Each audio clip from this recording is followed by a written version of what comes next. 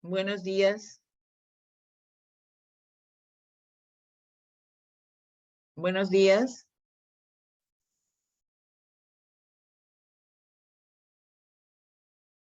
¿Alguien me puede responder, por favor? ¿Me escuchan? Sí, doctora. ¿Están esperando la segunda clase? Sí, doctora.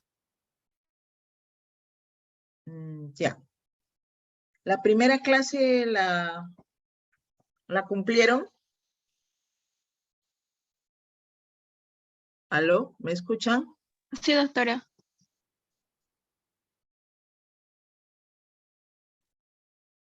¿Cumplieron la primera clase? Sí. ¿Se llevó a cabo? Bien. La segunda clase está a cargo del doctor Cueva. A ver, un momentito, por favor. Voy a comunicarme con el doctor.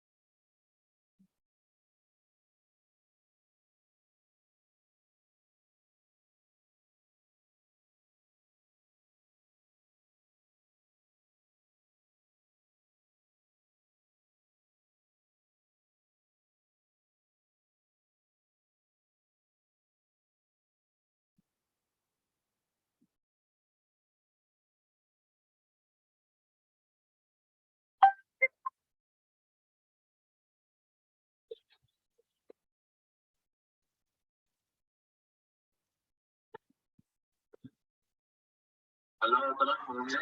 Buenos días, doctor. Sí, doctora. Hoy le toca exponer su clase de recuperación posanestésica. Los alumnos lo están esperando hace 30 Ya. minutos. Oye, doctora. Ya, doctora, ahorita entro, doctora. Ya. Ya, doctora, ahorita entro.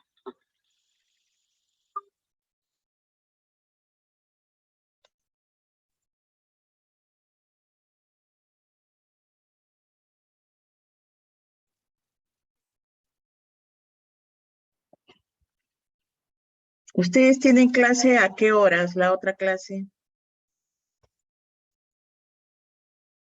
Alumnos, ¿a qué horas tienen la siguiente clase?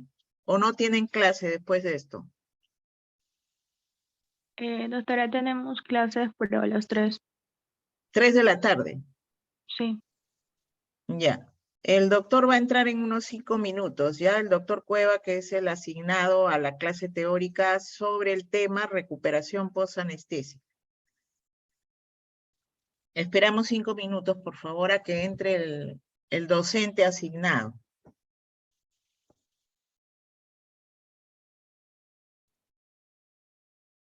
Pasen la voz a sus compañeros. No puede ser que hayan asistentes solo 19 de 90 alumnos, ¿no?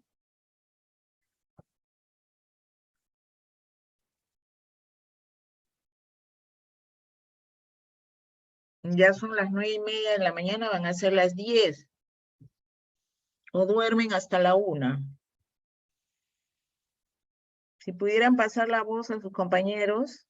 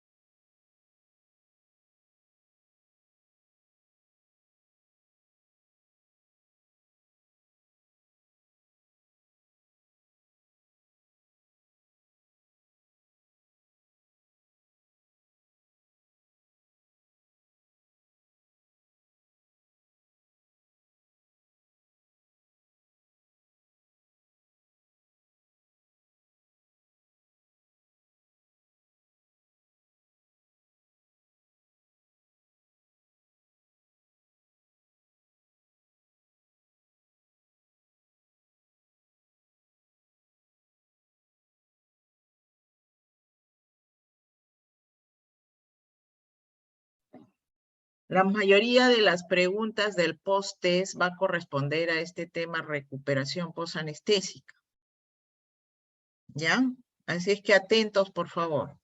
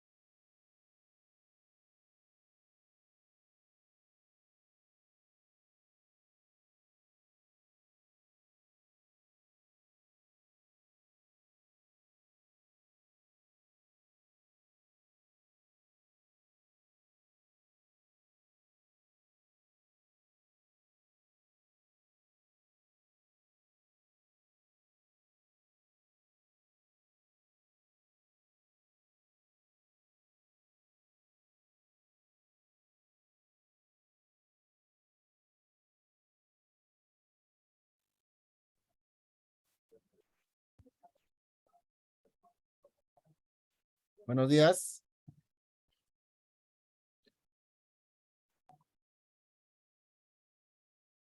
Buenos días, doctor Cueva. Sí Buenos se le días. escucha bien. Ya, buenos días, disculpen la demora. Vamos a empezar la clase de hoy día. Cualquier pregunta me la hacen llegar. Me preguntan, no hay problema. Vamos a empezar la clase.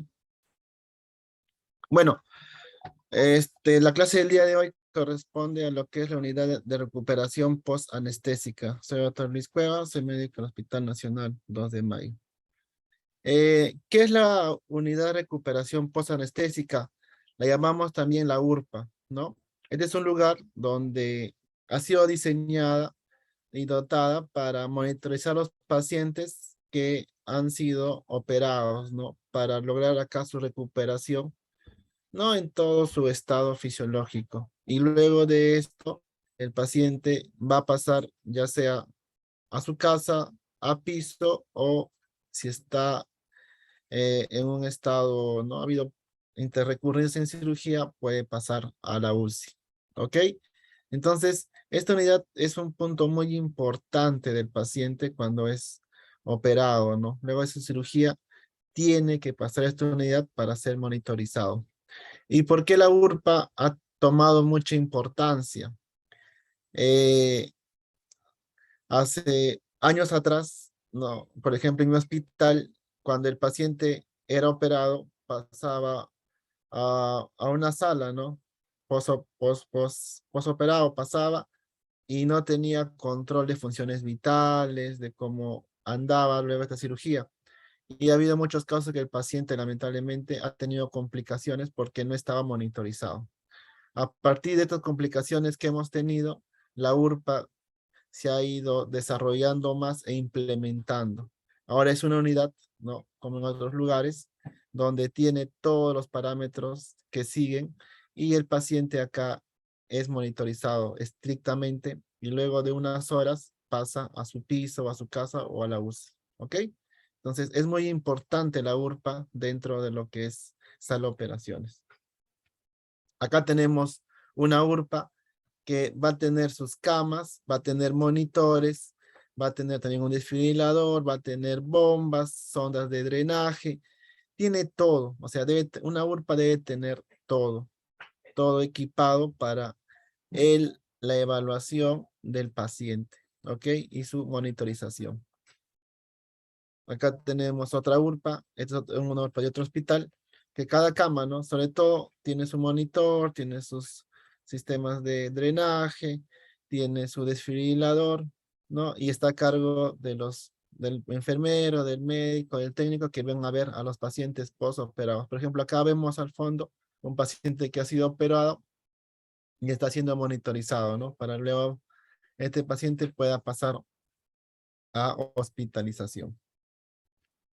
Acá también vemos otra recuperación de otro hospital, donde acá ya vemos dos pacientes, ¿no? Que también están siendo monitorizados tres pacientes para su recuperación. En el lado izquierdo vemos, ¿no? La paciente que está acá con su máscara de reservorio, ha salido recientemente a las operaciones, se está dando oxígeno, satura 100%, frecuencia cardíaca 93, respiratoria 21 y una PAN de 140-80 aproximado. ¿No? Entonces, acá a los pacientes se les da confort para que luego puedan pasar a piso. Y es importante también, ¿no? Vamos a suponer que una cirugía se ha dado y a veces hay complicaciones no intraoperatorias. Hay un sangrado interno que no se han dado cuenta los cirujanos a la recuperación. En recuperación vemos que baja la presión, aumenta la frecuencia, evaluamos el abdomen, vemos las ondas y definimos, ¿no? Que el paciente está con un problema interno, con un sangrado, por ejemplo. E inmediatamente tiene que pasar a sala de operaciones, ¿no? Para resolver el problema que está teniendo. Si esto pasara en piso, probablemente el paciente fallecería, porque de piso es complicado, ¿no? Darle un monitoreo continuo, ¿ok? Y esta, como les digo, está equipada para animar pacientes inestables. Tenemos equipos para animar. Tenemos desfibrilador, tenemos vías periféricas, tenemos muchos equipos que nos van a servir para animar a pacientes inestables. También proporciona un ambiente tranquilo para recuperación y comunidad de pacientes estables, ¿no? Que no han tenido complicaciones, les damos confort y luego pasan a otra unidad. Y obviamente está a cargo del médico anestesiólogo y debe de contar con una enfermera que tenga especialidad en recuperación y auxiliar de enfermería. Entonces, está a cargo de estos tres profesionales de salud. Siempre el anestesiólogo está a la cabeza de esta unidad. En hospitales sí se cumple esto, pero en clínicas y en otros lugares donde se opera en la calle, esto no sucede, ¿no? Esto no sucede. Cualquiera, bueno, no el anestesiólogo hace la recuperación, lo hace un médico general o el cirujano, y bueno, no cumplen con no cumplen con las normas que se exigen, ¿no? Para regir, ¿no? Estas unidades de recuperación. ¿Ok? ¿Cómo va a seguir el camino, no? El paciente es operado. Luego de que es operado de sala de operaciones, tiene que pasar a la URPA, ¿no? A la unidad de recuperación. Entonces, vamos a monitorizar la función de la vía respiratoria superior y la eficacia del proceso respiratorio, ¿no? Del paciente, que ya acaba la cirugía, lo extubamos, no lo extubamos, va a depender cómo vemos al paciente en sala de operaciones, cuando acabe la cirugía. De ahí lo vamos a pasar a la recuperación, que debe estar cerca de sala de operaciones, no debe estar muy lejos. ¿Ya? Y vamos a tener bastante ojo con pacientes que tengan más de 60 años y que tengan un peso mayor de 100 kilos. ¿Por qué? Porque estas características se han asociado a mayor riesgo de saturación al aire ambiente cuando se le traslada a la unidad de recuperación. Hay que tener ojo con estos pacientes, ¿no? Por ejemplo, con oxígeno o que pasen bien despiertos para que no tener complicaciones. Luego, cuando ingresa a la URPA el paciente, se le debe dar informe del estado al paciente. El médico que ha estado a cargo de sala de operaciones informa al médico de recuperación la cirugía, en qué ha consistido, qué tipo de anestesia se le ha puesto, cuánto de volumen se le ha colocado, cuánto orinó el paciente, qué fármaco se le ha colocado de analgesia al paciente y cualquier eventualidad que haya pasado en sala de operaciones. Se le informa todo lo sucedido al médico de recuperación, el médico de sala, sobre el estado del paciente cuando ingresa a la URPA, para que el paciente de URPA pueda conocer y pueda realizar un buen trabajo. Ya entrando a la URPA, inmediatamente entra a la URPA, al paciente vamos a monitorizarlo, principalmente con la pulsoximetría, con la frecuencia respiratoria, la capnografía, si está intubado, la presión arterial, ¿no? Que puede ser invasiva o no invasiva, dependiendo del paciente que tengamos, la frecuencia cardíaca y el EKG, lo que es el electrocardiograma. Entonces, todos estos parámetros son importantes, son muy importantes, ¿no? Para que el paciente esté en buen estado. Hay que monitorizarlo. Mínimo, no tengo, doctor, todos los equipos, ya. Pulsoximetría, presión arterial y frecuencia cardíaca, ¿no? Pulsoximetría, frecuencia cardíaca y el EKG también es importante. Mínimo. Doctor Capnografía, Cueva, doctor doctora. Cueva, ese es el monitoreo, ¿cómo qué nombre lleva ese tipo de monitoreo? Cardiovascular, oxigenatorio, ventilatorio, e incluso la temperatura también es un monitoreo de tipo básico, ¿no es cierto? Así es, doctora. Básico, ¿qué quiere decir básico? Que es obligatorio, que debe Que tener debe- toda sala de operaciones y toda unidad de recuperación posanestésica, Así ¿no? es, así es, doctora. O sea, Así es. no debe faltar nunca en una unidad de recuperación posanestésica el monitoreo cardiovascular, oxigenatorio, ventilatorio y temperatura también, ¿no? Así es, doctora. Doctor La Cueva, temperatura, una pregunta, doctor Cueva, una pregunta. ¿Con qué criterio sale de alta del quirófano el paciente que uno lleva a la recuperación? ya, de sala de operaciones a la recuperación. Claro, ¿con Ya, qué criterio sale de alta del quirófano para llevarlo a la unidad de recuperación posanestesia? ya. Cuando acaba la cirugía, ¿no? El procedimiento que se ha hecho, hay que evaluar al paciente, uno, la parte hemodinámica, ¿no? Cardiovascular, una buena frecuencia, que no haya un sangrado visible. Otro es la parte respiratoria, ¿no? Que el paciente tenga una buena frecuencia respiratoria, que no esté hipoventilando o hiperventilando.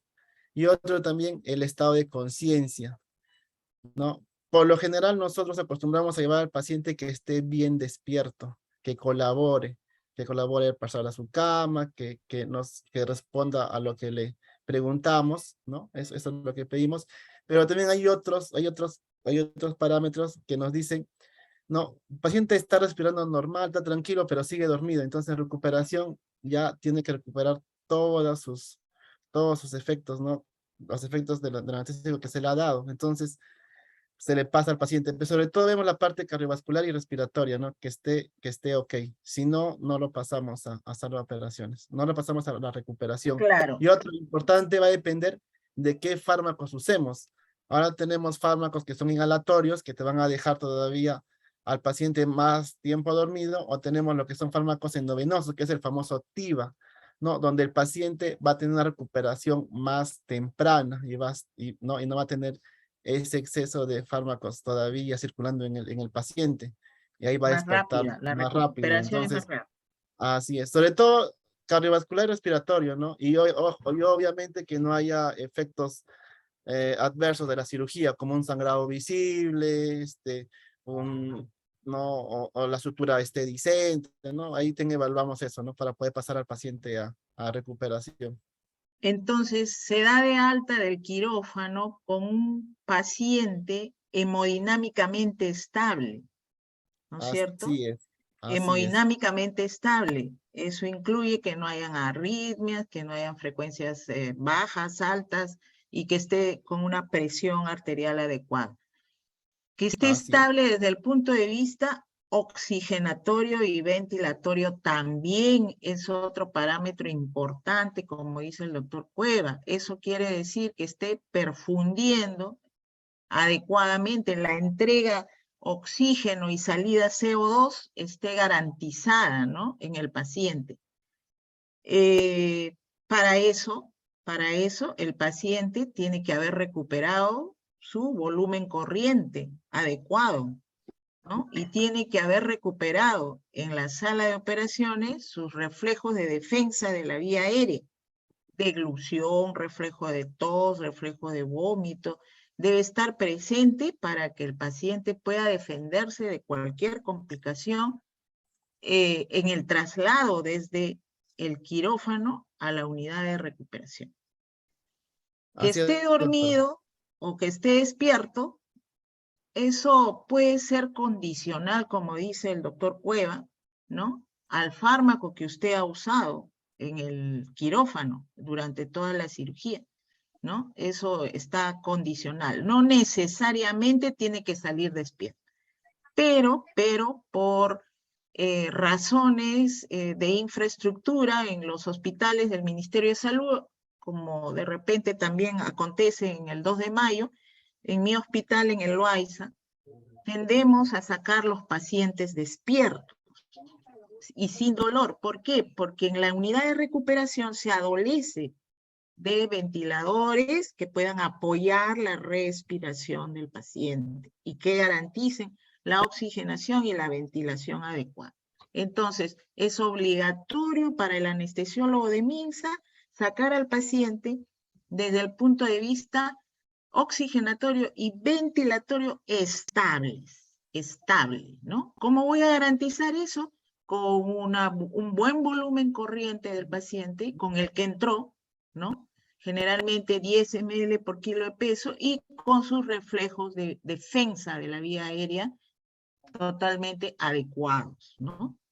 Que no fallen para que no hayan complicaciones ni en la URPA ni en el traslado del quirófano a la unidad de recuperación posanestesia, ¿no? Entonces ya el Así es, paciente doctora.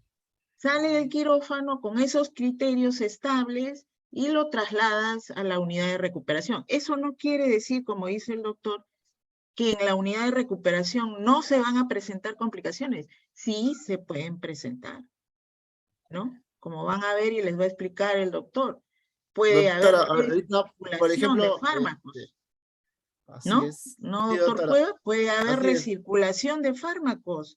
O sea, ya lo recuperé, ya está con la vía aérea permeable, todo, lo dejas en la URPA y el anestesiólogo que recibe en la URPA reporta depresión respiratoria. ¿Por qué? Porque recirculó el fármaco, ¿no?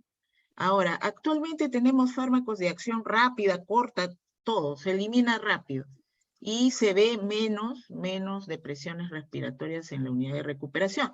Pero eso también depende de otros factores, no solamente el fármaco, de quién es el paciente, ¿no? El paciente obeso, el paciente anciano.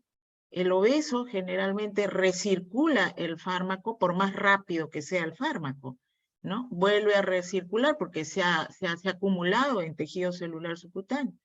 O el anciano que tiene la función renal, la función hepática disminuida al 50%, o tiene una comorbilidad, generalmente los pacientes mayores de edad tienen comorbilidades, ¿no? Sumadas a su edad, entonces hacen que el fármaco demore en eliminarse, en metabolizarse en el organismo, por más rápido que sea el fármaco, ¿no? Y se presentan las complicaciones que el doctor ahorita les va a explicar. Sí, Sí, doctora, doctor también Cueva. para agregar, la recuperación, como usted dice, ¿no? El paciente debe salir estable, entre comillas, pero también a veces hay cirugías bien complejas, donde el paciente no va a salir extubado, va a salir intubado. Entonces, por ejemplo, en el 2 de mayo, donde lo laboro, tenemos en esta pandemia, hemos adquirido 3 ventiladores mecánicos y también nosotros también manejamos paciente ventilador mecánico. Obviamente cuando son cirugías complejas, ¿no?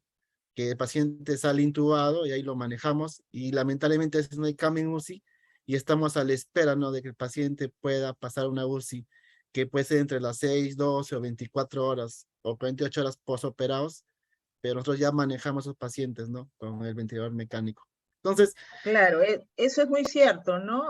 Con la pandemia se ha equipado bastante las unidades de recuperación posanestésica con ventiladores mecánicos y se apoya a la unidad de cuidados intensivos a pacientes que salen, como dice el doctor, de cirugías prolongadas, cirugías que han implicado gran resección de órganos, ¿no? Entonces, esos pacientes, pues, necesitan apoyo oxigenatorio y ventilatorio en la unidad de recuperación posanestésica.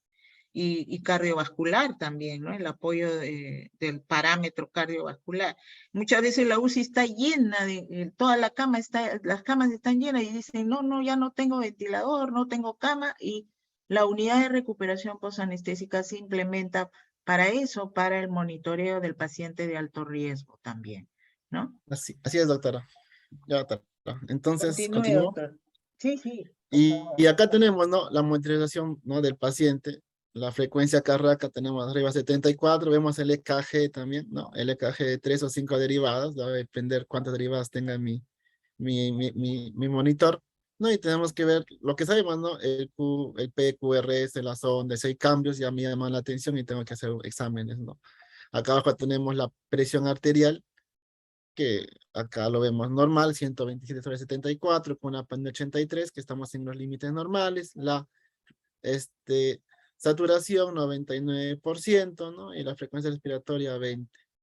Entonces, todo paciente, lo mínimo que debe tener es esto, ¿no? Obviamente tiene sumado la temperatura y si está intubado también el CO2, ¿ok?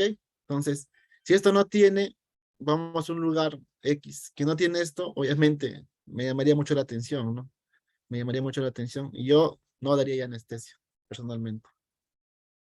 Entonces, vamos a ver los parámetros, ¿no? Los parámetros que deben tomarse, ¿no? Para lo que es la anestesia, que se debe tomar en cuenta. El respiratorio, ¿no? Acá debe valorarse la prioridad de la vía respiratoria, la frecuencia respiratoria, la saturación de oxígeno, ¿no? Y prestar atención en lo que es la ventilación y oxigenación del paciente. Tomar mucha atención, ¿no? Ya sabemos que la frecuencia respiratoria normal de 12 a 20 en adultos, niños va a variar. Y a nivel cardiovascular, un control, ¿no? De la frecuencia cardíaca y la presión arterial. Por eso es importante que estos monitores estén equipados con estos parámetros. A nivel neuromuscular, también, ¿no? Se debe de valorar la función neuromuscular de todos los que han recibido bloqueantes neuromusculares, no despolarizantes. Sobre todo acá en neuromusculares hablamos cuando son pacientes que han tenido una anestesia general.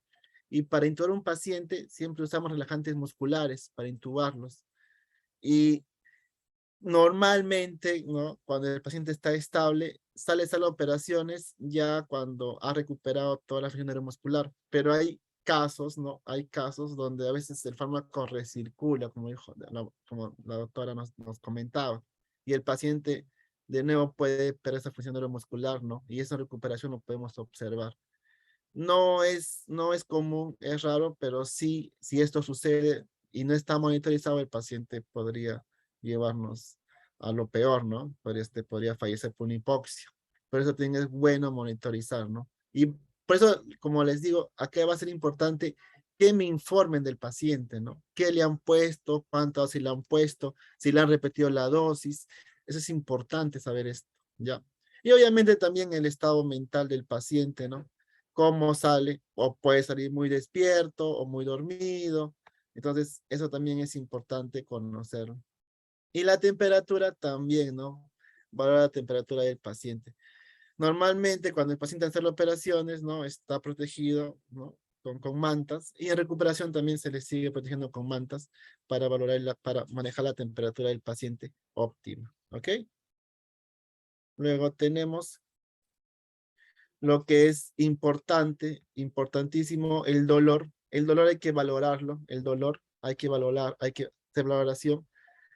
Hacemos lo más clásico, lo más básico, el EVA, que es del 0 a 10, 0, no duele nada, 10 es un dolor muy intenso, y el paciente decimos, le ponemos figuras, ¿no? ¿Dónde está el dolor? 2, 4, 6, 8, 10. Y también va a ser importante qué fármacos analgésicos le han puesto al paciente en sala de operaciones, ¿no? Y de eso también nosotros vamos a ver qué fármaco le podemos agregar para manejar el dolor, o qué procedimiento para este manejo. Náuseas y vómitos. Las náuseas y vómitos postoperatorios son muy comunes y también debemos de manejarlo. Incluso, como más adelante voy a comentar, náuseas y vómitos es la peor complicación que el paciente te refiere, ¿no? Náuseas y vómitos, ¿ok? Entonces hay que tener también manejo de esto. Y esto lo manejamos también intraoperatorio y postoperatorio. Tenemos fármacos para manejar estos efectos adversos. Hidratación. Hay que abordar hidratación, hay que ver cuánto le han puesto de volumen al paciente, ¿no? Y también si este paciente ha requerido sangre u otros líquidos. Tengo un ejemplo. El día de ayer en el hospital llegó una paciente que tenía un sangrado por hicieron un legrado en la calle y vino con hemorragia masiva y no había una sala disponible en emergencia, y cuando entra a sala nos refieren que le habían puesto 5 litros de cloruro. 5 litros. Es demasiado, demasiado. La paciente entró a sala con un pulmón blanco, edematizada, y no le pusieron sangre, que era lo más importante en ese momento, ¿no? Obviamente que la paciente ahorita está en UCI, complicada. Hemos tratado de mejorar la parte hemodinámica, pero la hidratación es importante, pero hay que dar lo que el paciente necesita, tampoco hay que abusar de esto. La diuresis, importante, la micción, como el paciente cuánto orina, mínimo 0,5 ml por kilo, mínimo, hora, mínimo, ¿no?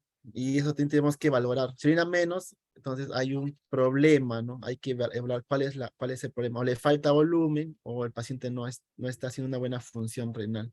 Y valorar también la hemorragia y drenajes, ¿no? En la cirugía.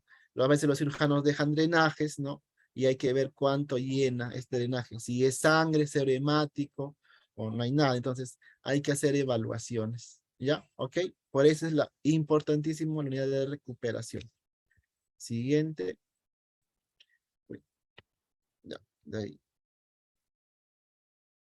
Y de ahí también vamos a ver las escalas, ¿no? El paciente, cómo está en su estado de sedación. Tenemos la escala de Ramsay que nos mide de 1 a 6. Nosotros cuando al paciente lo entregamos, decimos a nuestro colega, no, el paciente está en un Ramsay 3, o Ramsay 2, o Ramsay 5, o Ramsay 6. Entonces, de acuerdo a eso, nosotros vamos a valorar. El Ramsay 1 es un paciente despierto, ansioso, agitado, que no descansa. El 2 es despierto, colaborador, orientado, tranquilo.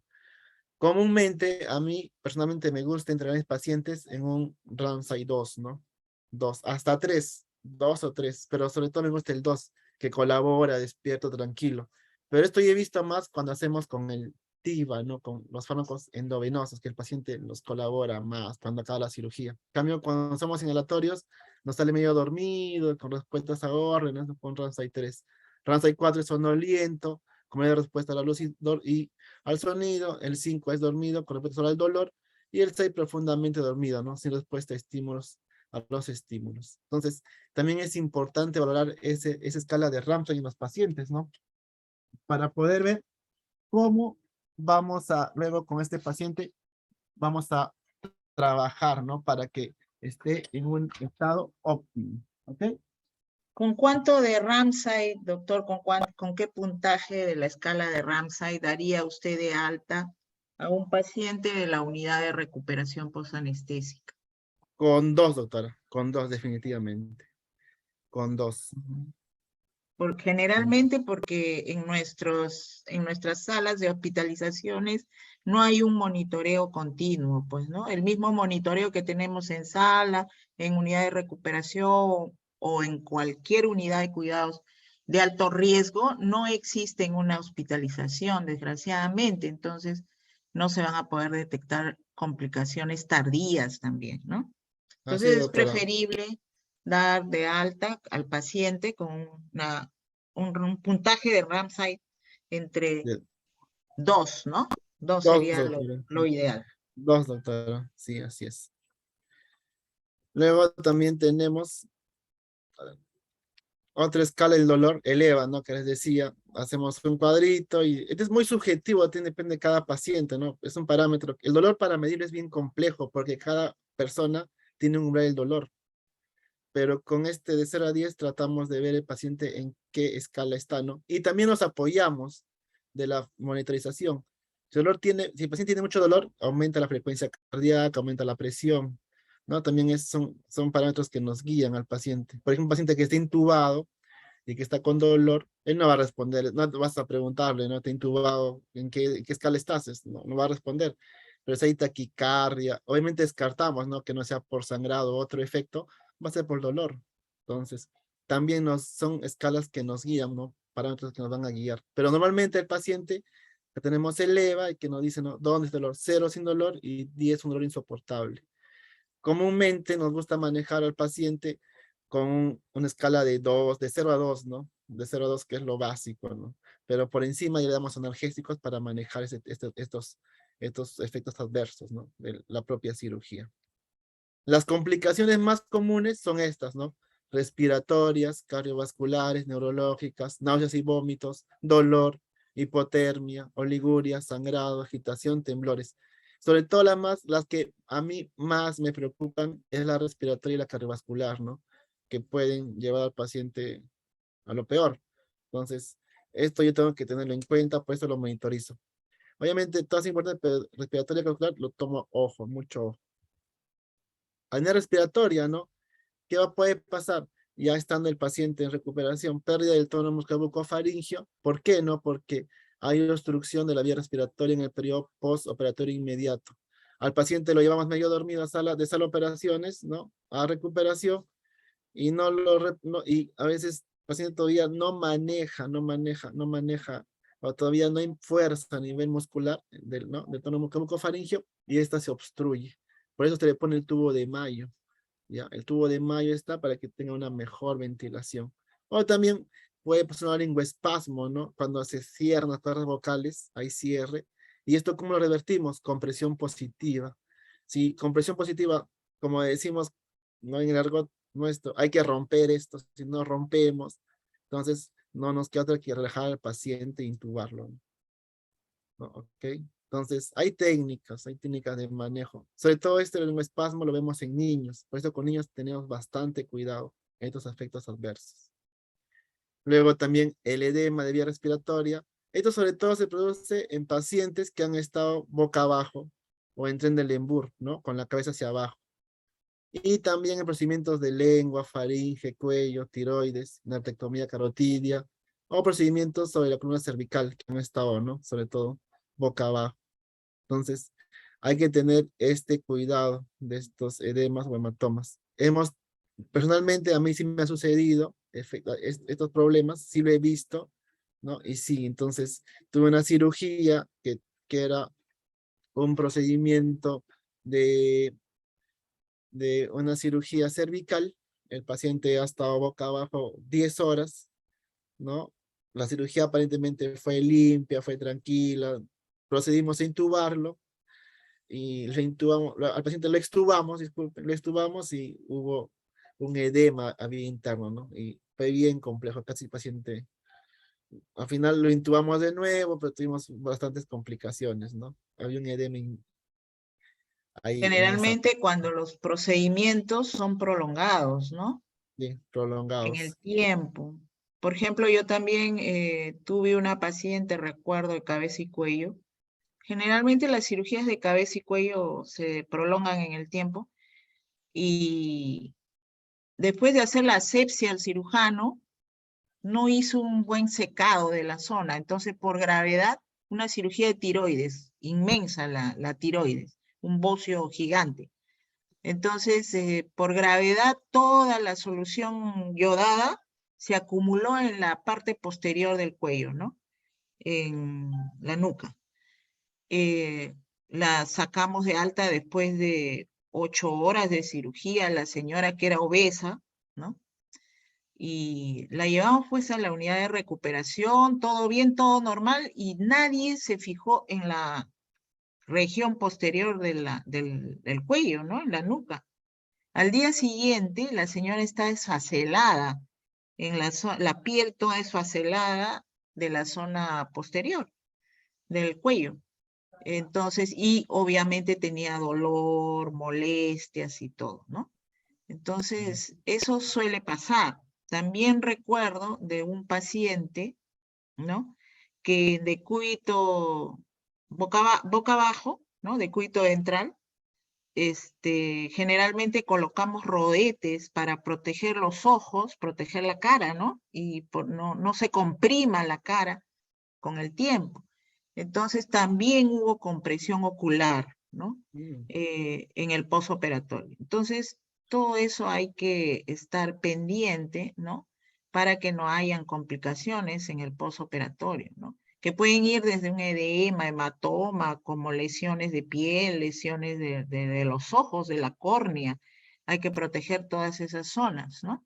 Que son muy Sí, pues. delicadas. Generalmente Ajá. procedimientos prolongados que demoran en el tiempo y en posiciones especiales, como las de neurocirugía, las de cabeza y cuello, etcétera, ¿no?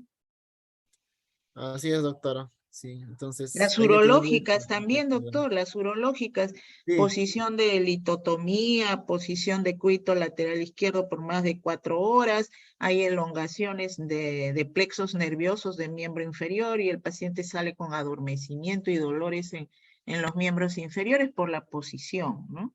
así es, doctora. Por ejemplo, ahora están haciendo prostatectomía endoscópica y es bien complicado. Te piden un tren, pero un tren Y bastante tren, pronunciado. bien pronunciado, ¿no?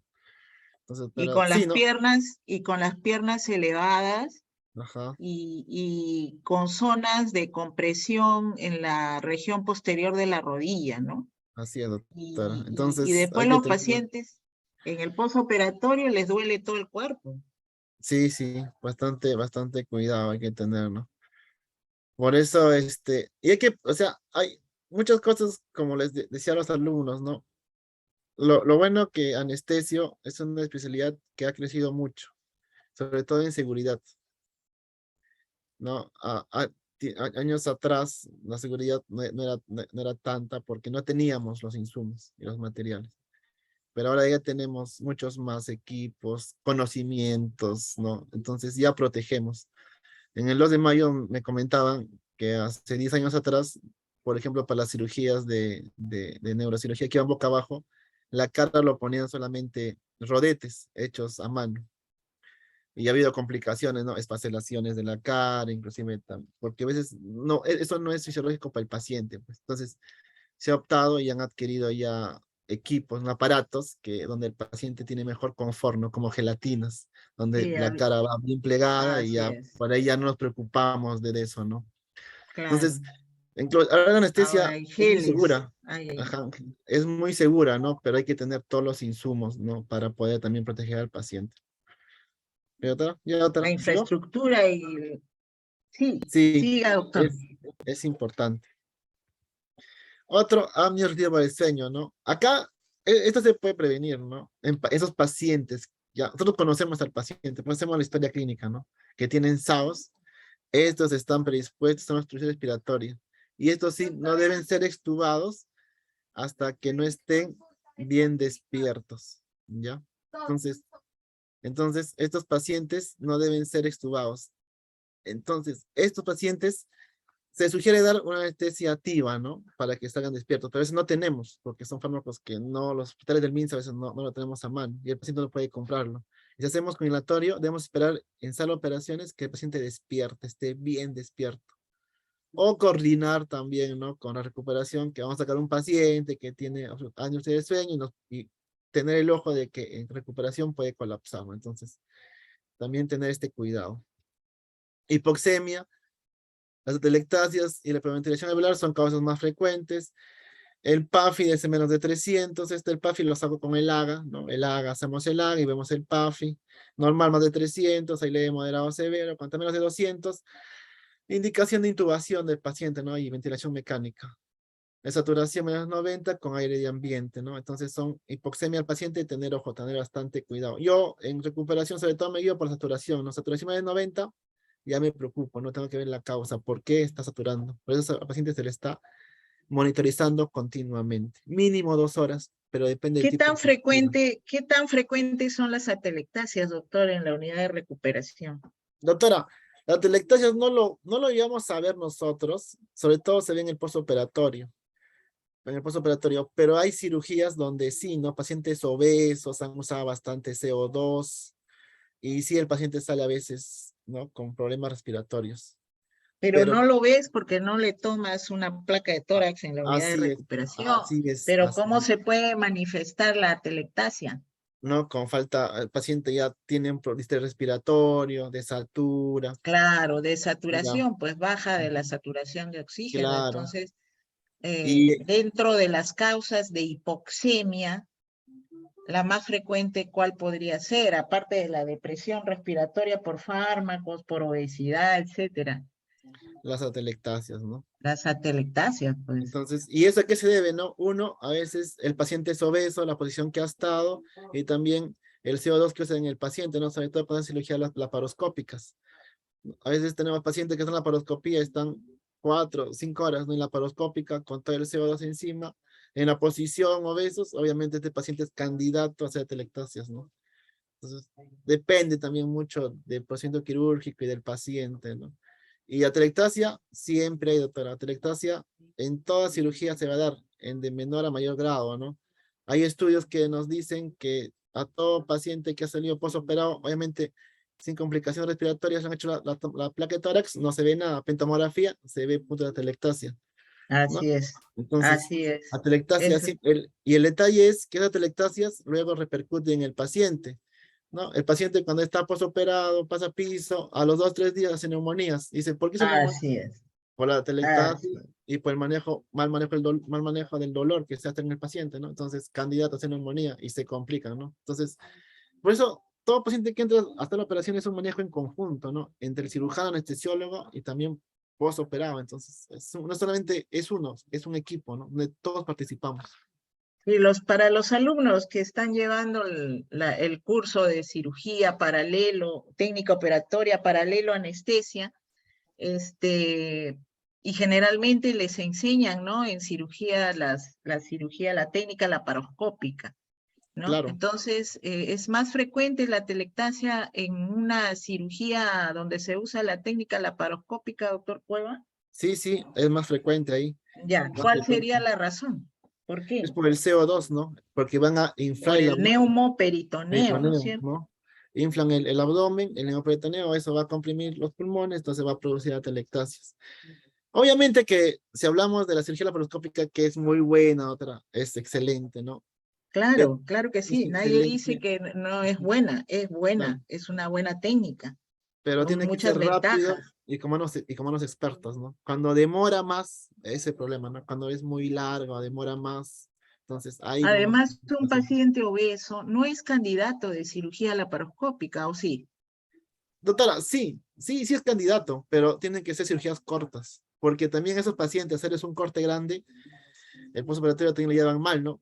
Y también el manejo, un mal manejo del dolor también ahí también es contraproducente, ¿no? Entonces, Claro, sí, la fisiopatología de la atelectasia eh, en- es multifactorial, no solamente la compresión mecánica del diafragma por el neumoperitoneo creado por el cirujano, ¿no? Comprime el diafragma y no deja distenderse al pulmón como debería distenderse, ¿no? así es. Esa es una. Dos, el paciente, la condición del paciente. Si es obeso, mayor Riesgo, condicionamiento a hacer atelectasia.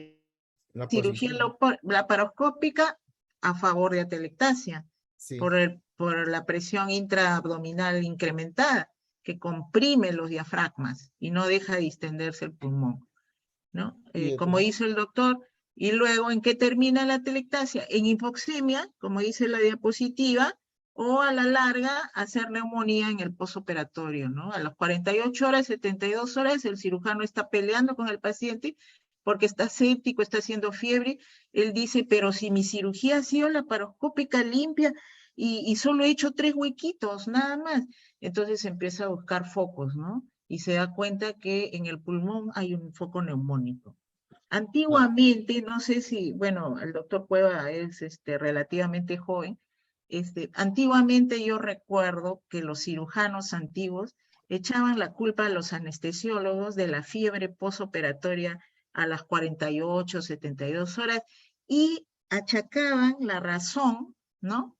La etiología a que el anestesiólogo había hecho un procedimiento de intubación orotraqueal de forma no aséptica, ¿no? No sé si ha pasado en el 2 de mayo, No, pero decían de que el tubo del anestesiólogo estaba cochino, en otras palabras, ¿no?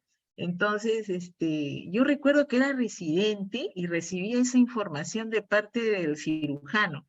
Y yo me ponía a pensar, pero ¿cómo puede ser que el tubo no esté aséptico? Si los tubos que usábamos, si bien es cierto, antiguamente, no eran descartables, ¿no? Se reusaban, pero se esterilizaban, ¿no? Entonces, nadie era capaz de colocar un tubo sucio, ¿no? En realidad, esa no era la causa, o si es que era en menor porcentaje, ¿no? Pero a mí me parece que lo más probable era de pensar como causa de una neumonía postoperatoria es una atelectasia. así es, doctora. Y sobre todo antes era por el dolor, pues no más manejo el dolor, porque las cirugías eran abiertas casi todas. Y obviamente Bueno, una cirugía así es. abierta Ese es, es otro motivo, ¿no? El dolor. El paciente que sale con dolor sin una buena analgesia, no va a respirar adecuadamente. Tú cuando sientes dolor empiezas a hiperventilar, ¿no? Sientes dolor en el abdomen, empiezas a hiperventilar con miedo de respirar profundamente porque te duele. Entonces, al retener la respiración, ¿no? Estás oxigenando menos parénquima pulmonar, ¿no? Y no se distiende. así es, doctora.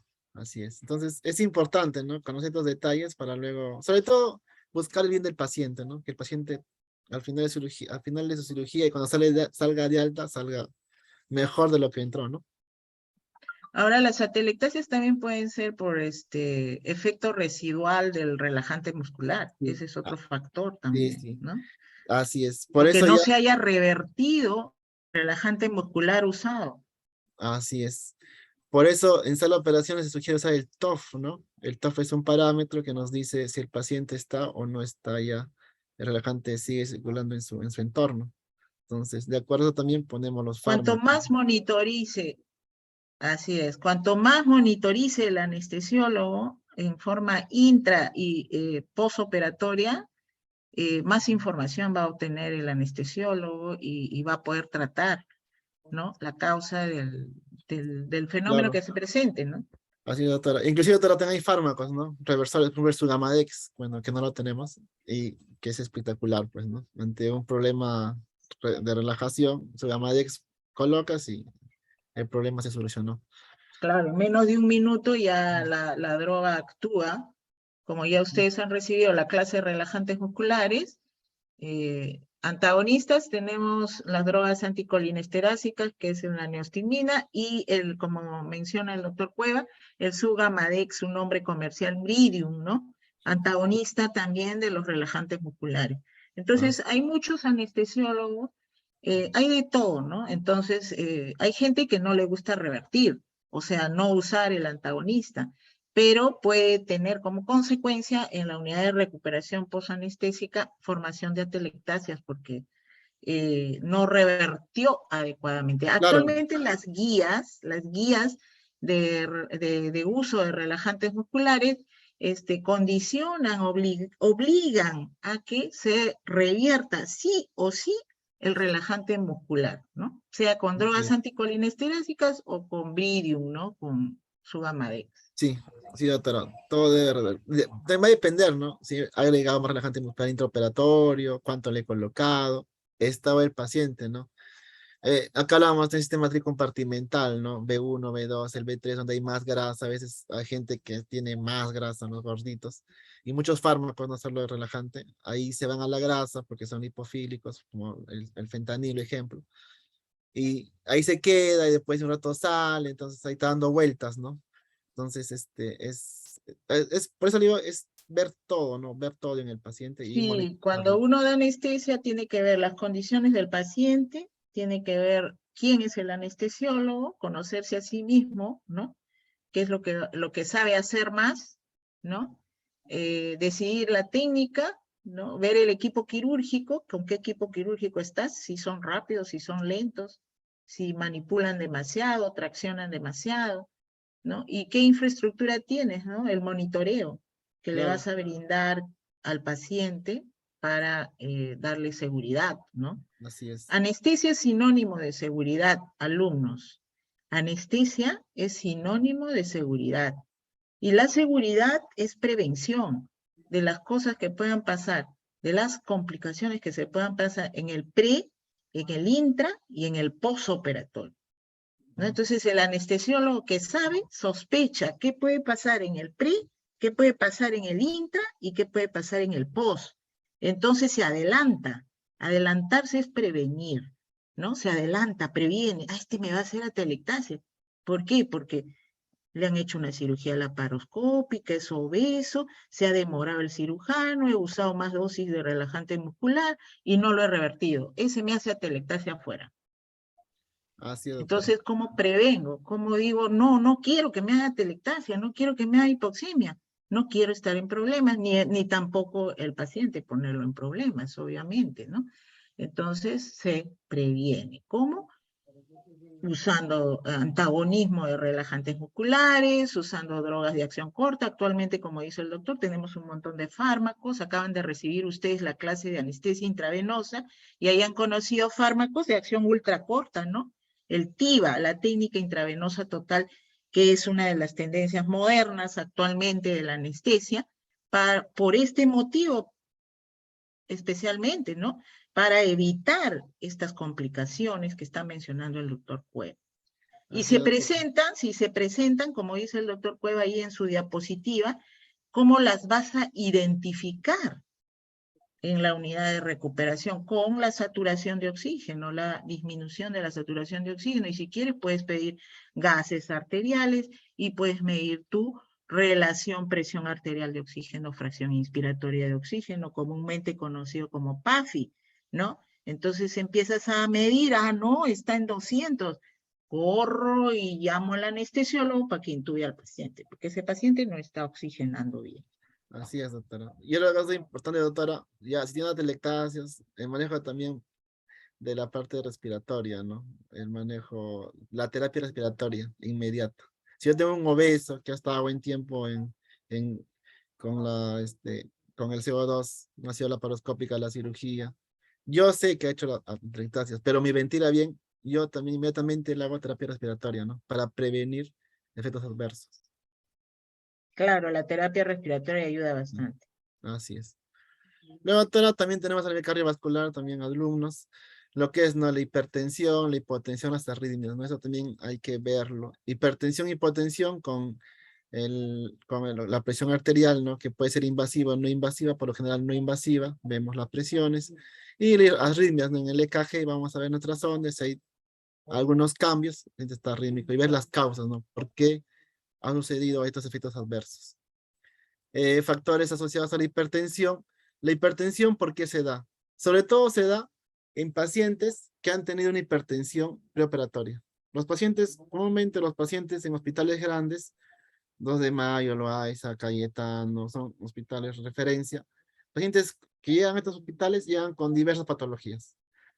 Entonces, hipertensos, un montón tenemos. Si son mal manejados de esta presión, ¿no? O ingresan a sala de operaciones, ¿no? Lo más común es que hagan hipertensión que hagan hipertensión también postoperatoria. Es lo más común. También por hipoxemia, por hipervolemia, cuando se agitan al despertar, cuando hacen temblores, cuando hay efectos de los fármacos, cuando hay incremento de la presión intracraneal, cuando hay incremento del sistema parasimpático. ¿Eso por qué puede suceder? por dolor, por hipercapnia, por agitación, distensión intestinal, retención urinaria. O sea, son factores que van asociados a la hipertensión. Yo como anestesiólogo tengo que definir, ¿no? Si una hipertensión, ¿por qué la hipertensión? Tengo que definirlo. Por dolor, por hipertensión previa, por hipoxemia, por hipervolemia. Yo tengo que definir para manejarlo inmediatamente. Es importante también tener esos factores.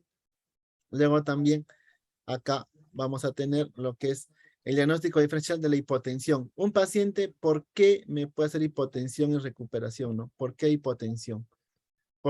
Acá, hipotensión, lo más común es porque el paciente está perdiendo líquido. En cirugía, sobre todo, está sangrando, así de fácil. Yo veo un paciente que está taquicárdico, que está hipotenso, posoperado, el paciente está sangrando, así de simple. Tengo que redefinirlo, reevaluarlo y definirlo.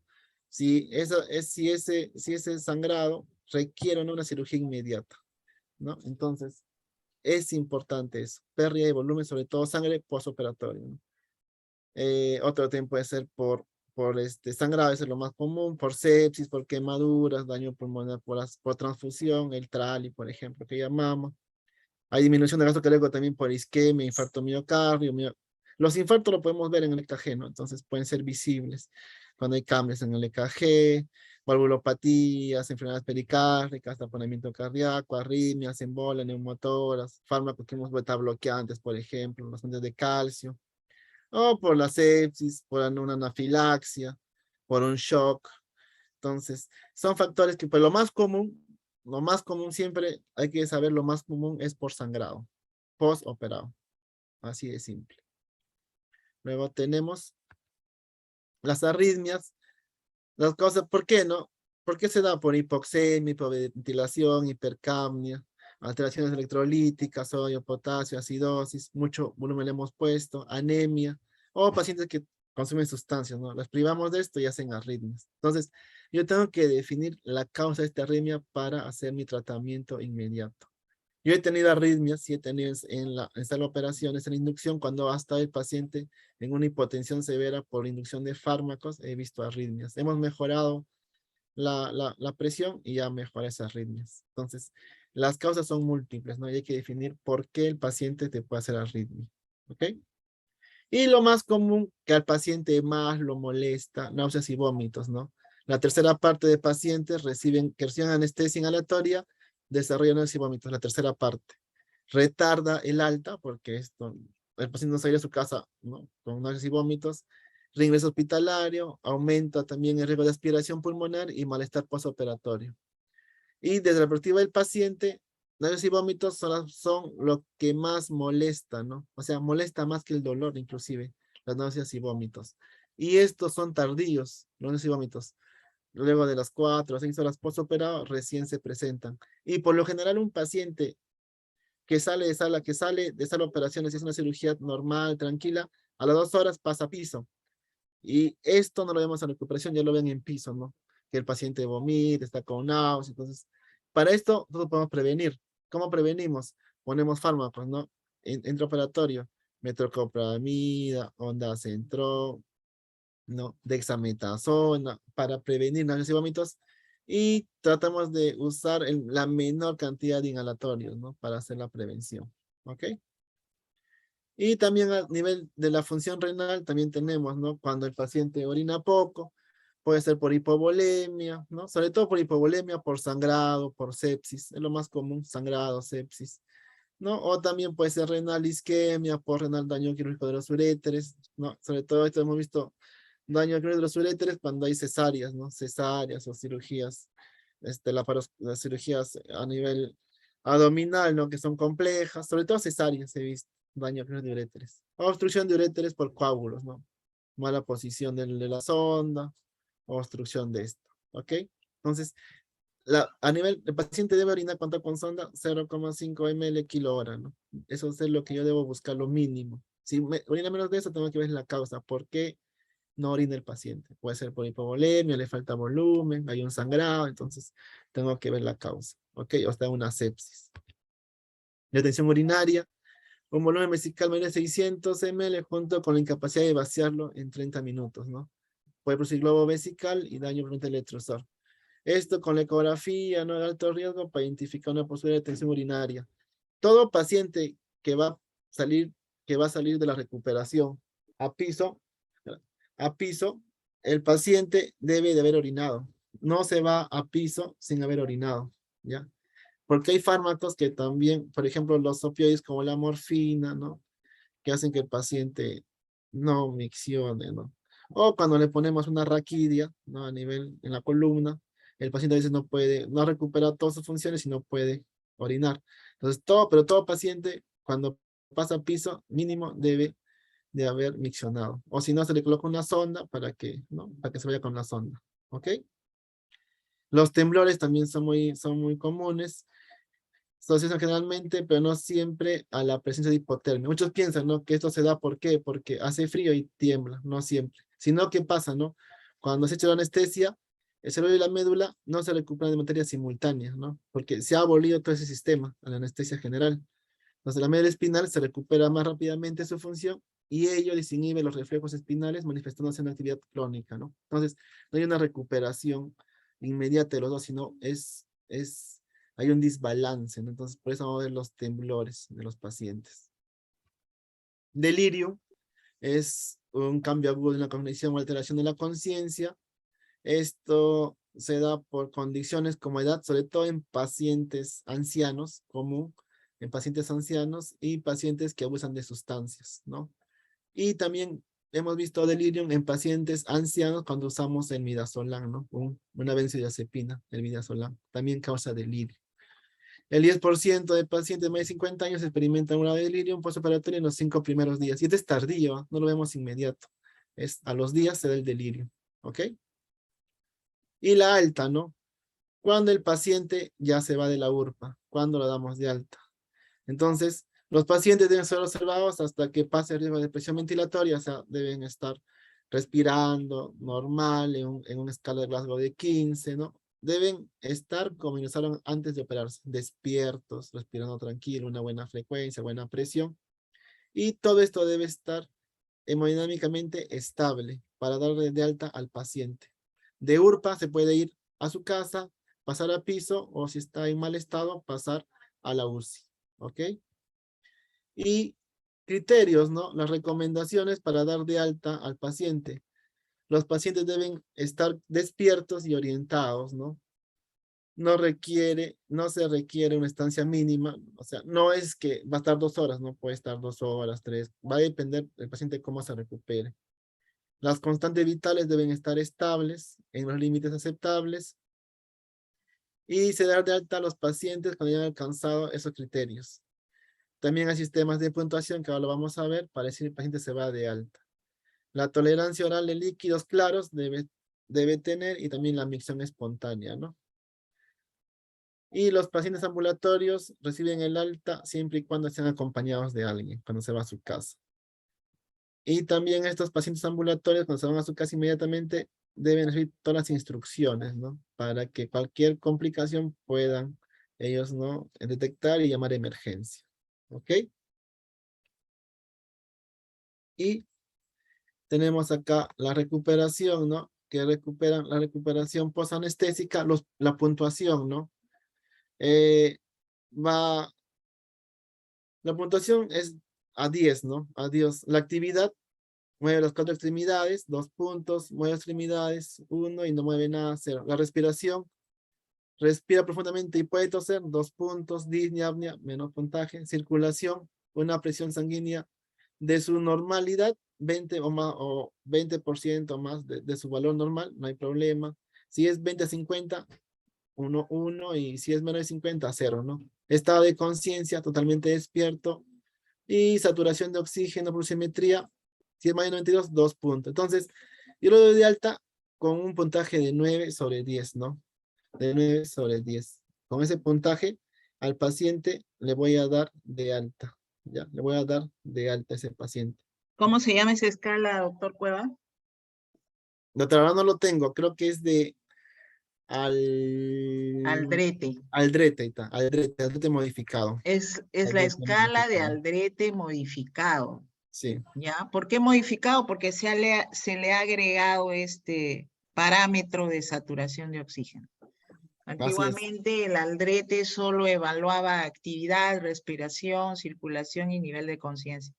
Desde que se le agregó saturación de oxígeno, pulso, oximetría, se llama escala de Aldrete modificado, que como dice el doctor, nos va a dar el alta, el puntaje, la puntuación de alta con la que va a salir el paciente de la unidad de recuperación posanestésica. Hay tendencias, como dice el doctor, puedo dar de alta mínimo con 9 puntos. Hay otros que exigen, hay otras bibliografías que exigen 10 puntos de Aldrete para dar de alta al paciente de la unidad de recuperación post-anestesia, ¿no? Entonces, Así esta es. es la escala, no es la más importante, pero es la más usada, ¿no? La más Igual de fácil, así es, igual de importancia tiene la Ramsay también, ¿no? claro. Sí, doctora. Para evaluar nivel de conciencia. Ujú, así es. Continúe, doctor. Sí, doctora. Y entonces todo lo que hemos hablado, ¿no? Nos lleva a lo que es a que el paciente ya pueda irse a su casa. Entonces, este es mi hospital, el Hospital 2 de Mayo. Acá tenemos la urna de Carrión. Cada 5 de octubre, de él se acuerdan y vienen todos a verlo. Ahí está presente. Y bueno, en Nevado Huascarán. Bueno, doctora, gracias por su paciencia. Disculpen más bien, chicos, la demora. No, qué Problemas. ocurrencia. Disculpen. Pero claro, la puntualidad es importante, Sí, doctor, no doctora. se olvide de la Estoy en clase. falta, estoy en falta. Eh, Disculpe. ¿Preguntas, alumnos, al doctor Cueva? Alumnos, ¿están ahí? Recuerden que de esta clase van a hacer la mayoría de preguntas del post-test de la noche, ¿ya? Es importante porque ustedes van a ser internos en el WIFE, en el 2 de mayo, donde vayan a hacer su internado, y ustedes como internos van a correr por el paciente quirúrgico, ¿no? El asistente, el residente les va a decir que vaya el interno a ver el paciente cómo está evolucionando en la unidad de recuperación posanestésica, ¿no? Entonces ustedes tienen que saber lo básico de lo que es una unidad de recuperación posanestésica, ¿no? Bueno, doctora, No hay, creo que no hay preguntas. Los no hay chicos, preguntas. algunos chicos, ya tienes explicado, ¿no? Cómo es esto de la recuperación y todo eso. Sí, doctora. Bien, Doctora, muchas gracias. entonces, buenos días, gracias a Gracias, todos, doctora. buen Gracias. día. Gracias. Hasta luego.